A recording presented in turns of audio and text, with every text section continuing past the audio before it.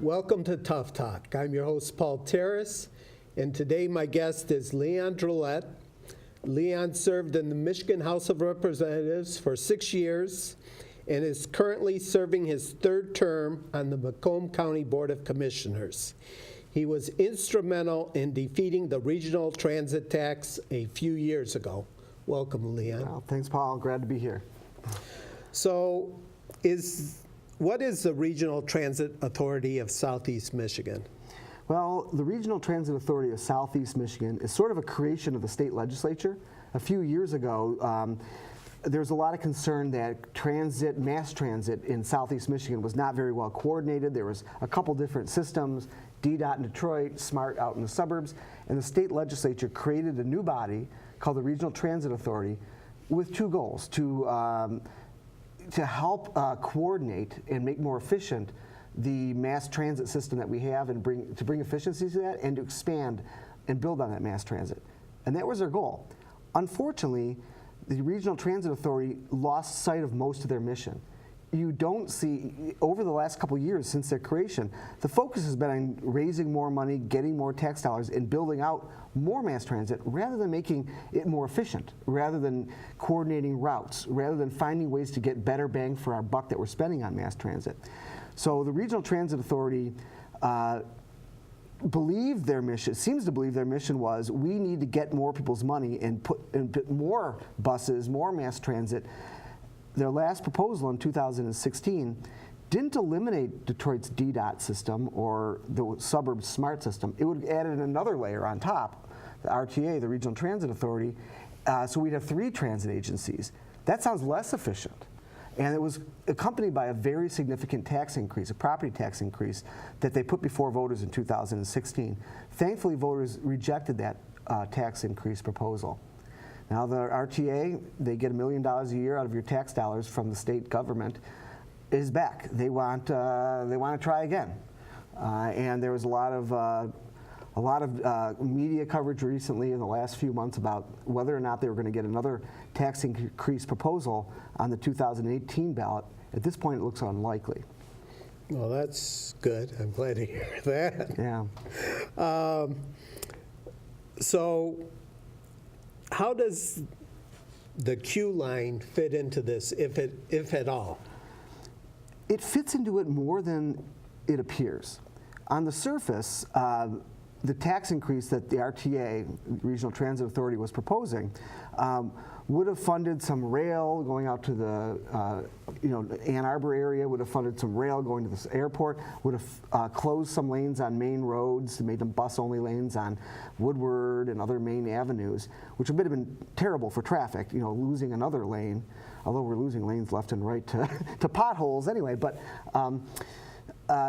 so people don't think the Q line is that associated with it, but in a way it very much is, because the Q line was funded 75% by private donations, primarily from Dan Gilbert in Detroit and Roger Penske and a few other investors. They thought that if they got the ball rolling, put their own money into the Q line, which serves a 3-mile stretch of downtown Detroit right by their businesses, that in 2016, they could unload the Q line onto the new RTA mass transit system, so they no longer have to pay the subsidies to operate the system. It's a very expensive system to build and operate, and frankly, it's not getting used at the level that they had projected. So it's very expensive for them to privately maintain. Well, what do you do when something is unaffordable, inefficient, and nobody wants? You make the taxpayers pay for it. And so so you end up with people like Dan Gilbert, who's done a lot of good things for the city, and Roger Penske and others, unfortunately doing something that I think is wrong. They're cheerleading, lobbying, and pushing and funding campaigns to get the voters to pay for their Q line. And that's a little bit what's driving behind the scenes a lot of the push among some top politicians. They're getting campaign donations from these folks. The last transit authority spent $3.2 million on a yes vote campaign that was funded by a lot of the folks who are involved in the Q line. So the Q line behind the scenes plays a bigger role than what it appears in the RTA's existence. Okay. Now, the last time the millage went down to defeat, it was really because of Macomb County, wasn't it? Well, it went down in Macomb County by 60-40, but it also narrowly was defeated in Oakland County. And frankly, even outside of Detroit, Wayne County voted it down.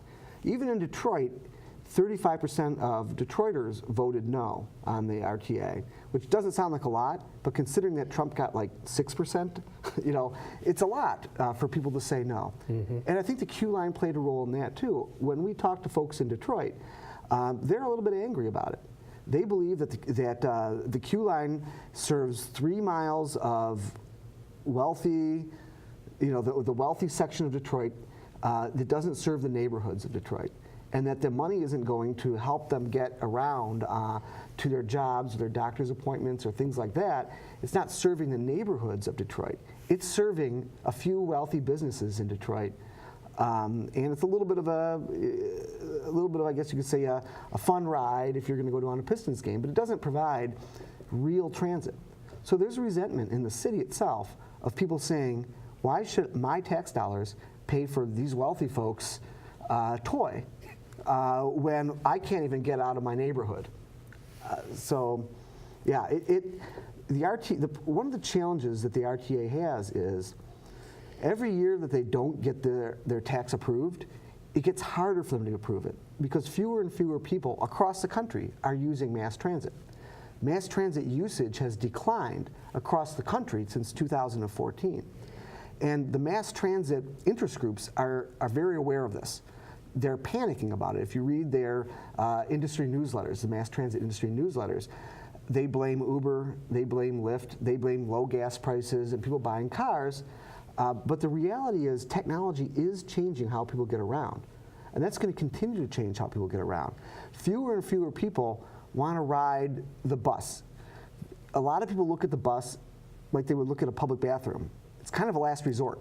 You use anything else first. People are finding, and the market is providing new ways for people to get around that is resulting in fewer people riding traditional old school mass transit. So the RTA, which is comprised largely of people who have really bought into the old school, this is 1988, and people are going to get on the bus, and that's the way the transit should be, their window is narrowing. And I think that voters and the citizens of Southeast Michigan dodged a bullet when we rejected that tax increase. It would have locked us into 2 decades of paying a lot of money for very old school transit that fewer and fewer people are using as the transit world is changing dramatically. I hear politicians, the governor and county executives, they all talk about making Metro Detroit the driverless mobility capital of the world. And if you're really serious about doing that, why don't you incorporate driverless mobility alternatives into our mass transit system? Right. One of the challenges, we don't know exactly what is going to come out of technology and out of markets in the future.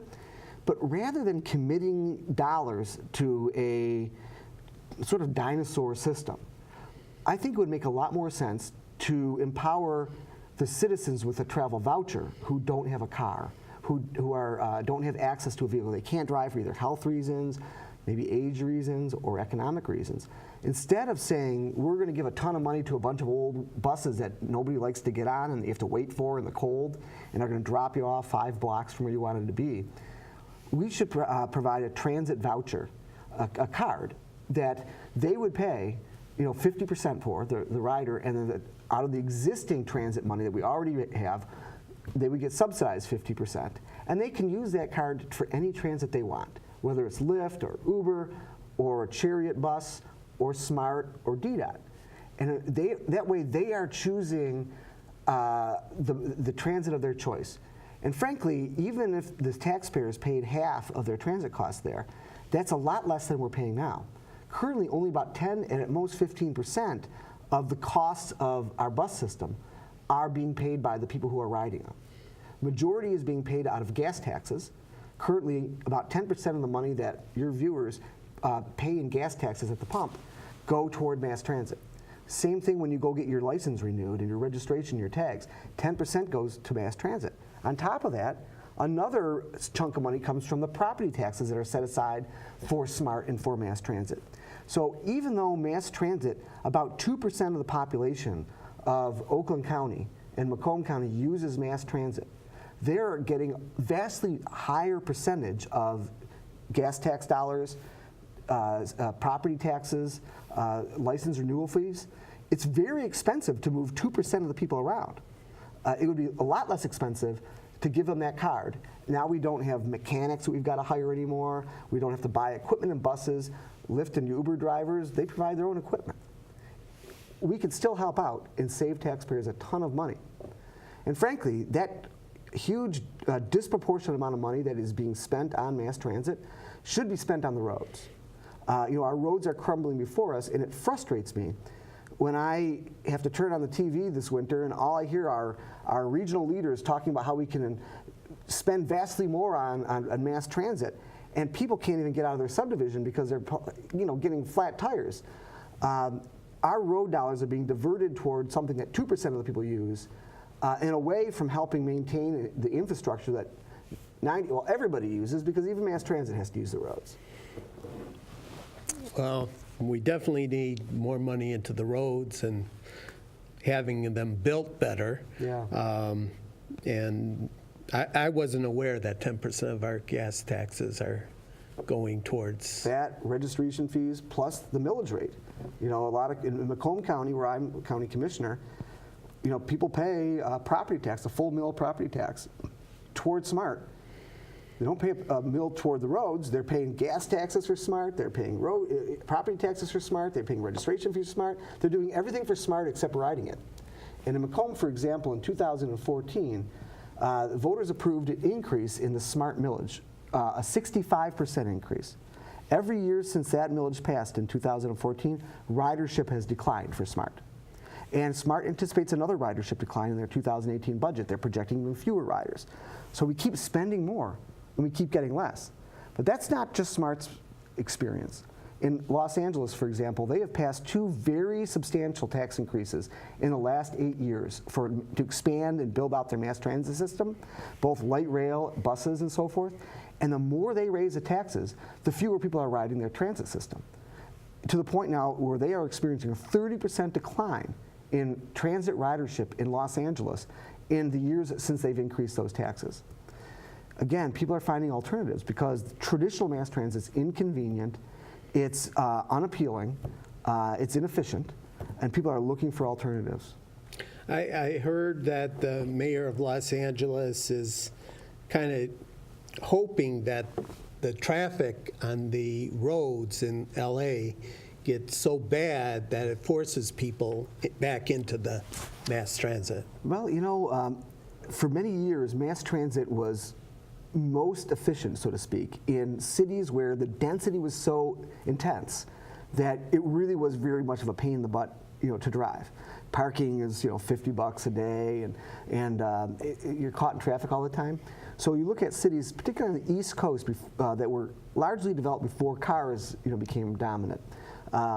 Places like New York, Washington, D.C., to some extent Boston. Those were the systems where riders were paying fares that were contributing the highest percentage toward the operation of the system. But now in the last 4 years, we're seeing ridership decline even there. I guess it's Uber and Lyft. I guess it's some of the alternatives that are coming up. But people do, maybe it's working from home that's happening. But people are trying to find ways to avoid it. So yeah, there are people who, I guess, care more about mass transit than they care about the convenience of commuters. But even their hope that congestion will force people onto the bus isn't turning out to be true in these other communities. Now, recently Amazon took Detroit out of the running for their second headquarters. Right. And one of the reasons I've heard is the lack of regional transit. Mm-hmm. Is that true, or is that a smokescreen? Well, there? I think it's a little of both. I think that transit in general is something that Amazon did stipulate is one of their list of criterias. But then when we look at their list of their 20 finalists, You see cities like Columbus, Ohio, Indianapolis, Raleigh, North Carolina, other cities that frankly have less mass transit than Metro Detroit does. So if it was a overriding feature of why Detroit got passed over, then they wouldn't have selected these other cities that have less mass transit. So it may be a factor, but it's not the overriding factor, or we wouldn't have seen them pick many cities on their 20 finalists with lower transit. But you're seeing the advocates for mass transit, and there are well-meaning advocates for mass transit. They seize that, and they feature that and say, this is the only reason, that if we only can cram as many people onto a bus as possible, Amazon will come flocking in. But a lot of these folks are well-meaning. They do want to help people out. They do want to see people be able to get around. But I think they've embraced, they've started to care more about the old transit system concept than they care about moving people around. They look at innovations in transit, like ride-sharing services or chariot lines or other things as threats, to their dream of the bus, and if they should look at those things and celebrate that we're able to get people around in new and better ways. Okay.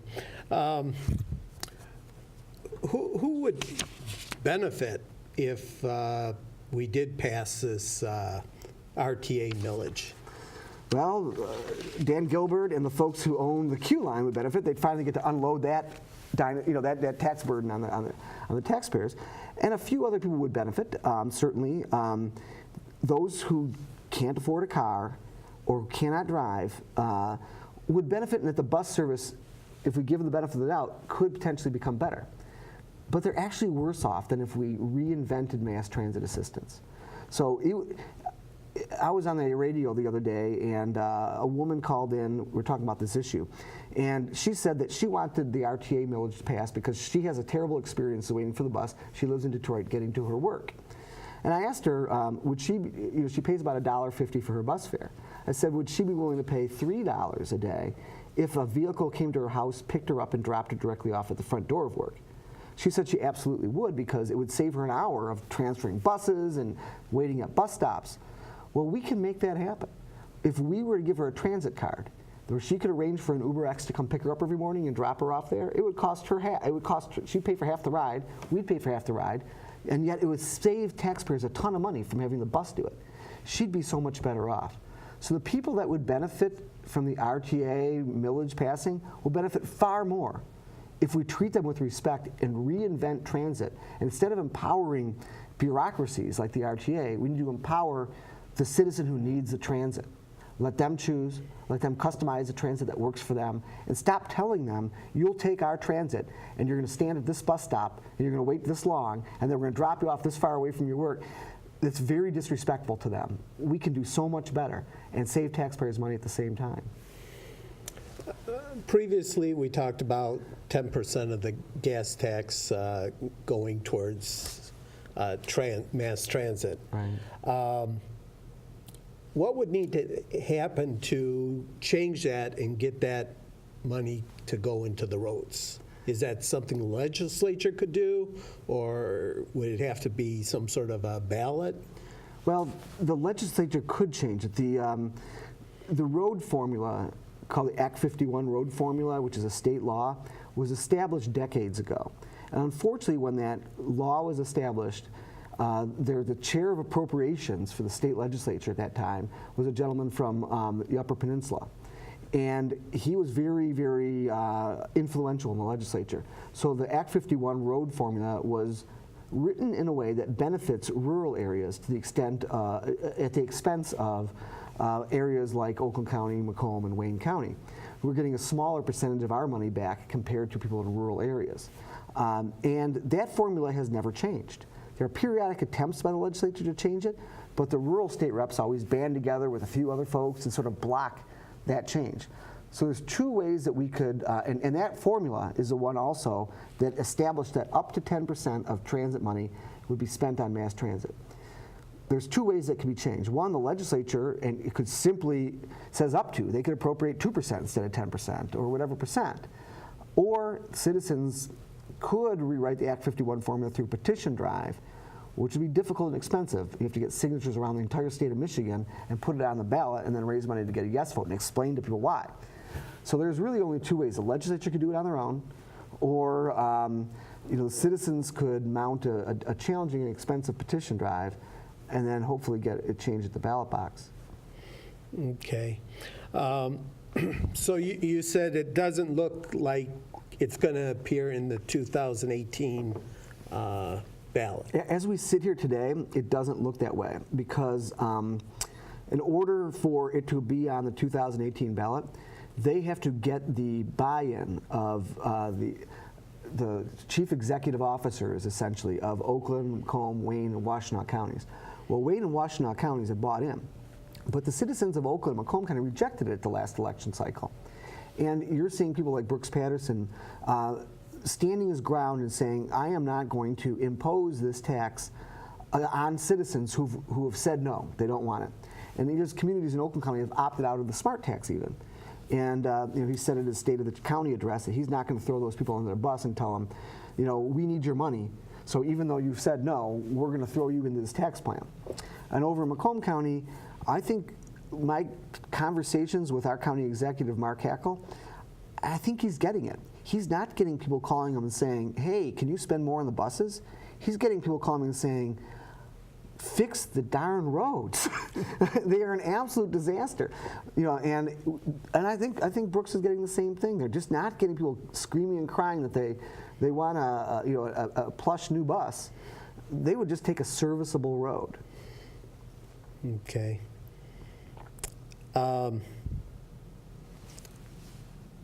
How far off do you think we are from autonomous vehicles? Yeah, well, you're asking me a question I'm not an expert in. I don't know. I know that some communities are anticipating them and starting to install architecture or technology at intersections that would potentially help guide those vehicles. But it's really impossible to predict what the technology will be. I realize Ford, GM, Chrysler, and others are spending a large amount of money in research and development on those vehicles, but there's other startups out there that are trying to do the same thing in amazingly inexpensive ways. So I can't predict what it's going to be, but I can tell you that technology is going to change the way we get around, one way or the other. And will it be in 2 years, 20 years, 5? I don't know. But it makes no sense to commit ourselves to decades going forward of having to spend money by imposing this new tax on ourselves that plays for a plan for mass transit that's based on 1980s technology or even earlier. I mean, the trolley car is based on, 1910 technology? You can ride your bike faster than the Q line. Why would we spend millions of dollars on the Q line, on old tech, when we're about to experience a transformation? And we're experiencing some transformation with the ride-sharing companies, and I think we're just going to see more. You're seeing Ford, for example, investing in Chariot. They purchased a bus company. They're going to start providing, and it does in a number of places in the country, competition for public mass transit, routes out to the airport and that sort of thing.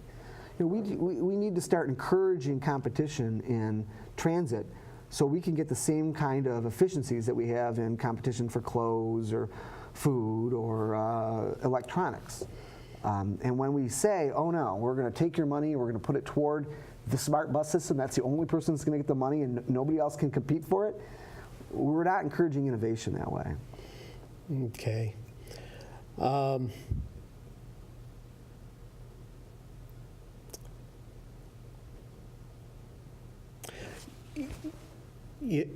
Just going back to, and I know you're not a expert on the autonomous vehicles, Yeah. but some of the arguments in favor of it is that the cars will be safer, have fewer accidents, fewer drunk drivers, fewer thefts because they'll be able to track where these vehicles are, and free up commuting time to perform work and other tasks while you're in the vehicles. I mean, it just seems like we certainly should be embracing new technology. Well, yes, and it does something else. It helps people who can't get around get around who otherwise won't take the bus. My father's in his mid-80s. His driving skills are diminishing. It would be great if he was able to jump into a vehicle that pulls up his driveway, whether it's an Uber or whether it's an autonomous vehicle, that could take him to a doctor's appointment or to the grocery store. I can tell you, though, my dad is not going to walk to the bus stop. Stand in the bus stop for 20 minutes in the snowstorm, and then get dropped off a mile from his grocery store, and then walk, on the side of the road to get to the grocery store. He just won't go. I'll come pick him up and take him there. So it's not just that transit. The technology is going to change transit. It's going to change it in ways that makes it more accessible for people. You cannot make a bus accessible to a senior unless that bus picks them up at their door and drops them off at their destination. And that's just not efficient for a big bus to do that. Even smaller buses is less efficient. But it is efficient for a single car or a autonomous car that's going to go to the next stop. I'm excited that it's going to allow people to get around who currently can't get around in a way that traditional mass transit just simply can't do. Yeah, it seems like our cities and states should be embracing these alternative transportation models like Uber and Lyft instead of trying to discourage them. Well, some places are banning them. Right. Because the taxi cartel, they don't like competition. And the governments encourage a high cost of taxis by making a taxi license extraordinarily expensive. In the city of Detroit, for example, they have a limit on the number of taxi licenses they issue, which drives up the price of a taxi license, which then obviously drives up the price of a taxi ride. And those taxi companies, they don't want that competition. You're seeing the same thing in Detroit going on now with the Airbnbs, where people are renting out a room in their home. You got the traditional hotels saying, we don't want that competition. Let's Right. ban it. But that's why I think it's important that we don't let politicians decide what the transit should be. We should let consumers, citizens, decide what the transit should be. And the only way we can do that, while still helping those who can't afford it, is to give them a card, a voucher, that they can choose how to use. I mean, it would just save us so much more money and make it more accessible to them. Instead, we've got hundreds of people working for SMART, maybe thousands. They've all got very expensive defined benefit pension systems. We've got buses, we've got garages, we've got mechanics, we've got this whole giant expensive system. Whereas if you give the citizen that card, that voucher, even if we contribute toward the cost of that, we don't have to pay for a driver anymore. We don't have to pay for pensions anymore. We don't have to pay for garages and mechanics and equipment. We're empowering entrepreneurs, people who want to help those people get around, that want to compete for that voucher. It really is a better system for everybody. But one reason why people go into politics is a lot of them think they are better equipped to decide how people should live than the people themselves are. And that's unfortunate. Politics tends to attract some of those folks. They think, well, I went to school and I took urban planning, and so I can plan my society around me, and I can make these decisions as a professional planner. And citizens, they don't know what's best for them. We can centrally plan it for them. And even if they're the most well-intentioned people on earth, you can't plan everybody's life for them. Things work out better when people make their own decisions on what's best for them, their families, their community. Well, the free market always is the best solution to achieve any goal. Well, the free market is just individual citizens cooperating with each other freely. It's about cooperation. Unfortunately, government decisions are about coercion. We are going to take your money. You are going to get on this bus. It's about trying to coerce people into live. Whereas the market is where people try to cooperate with each other to live. You mow my lawn, I'll give you $30. They interact with each other in a peaceful, free, cooperative way. Competition plays a role, but I think cooperation plays even a bigger role. So between that cooperation and competition, citizens, everyday people, are the big beneficiaries. Well, we'll have to leave it at that. Thank you so much, Leon. Thank you, Paul. Great to be on your show.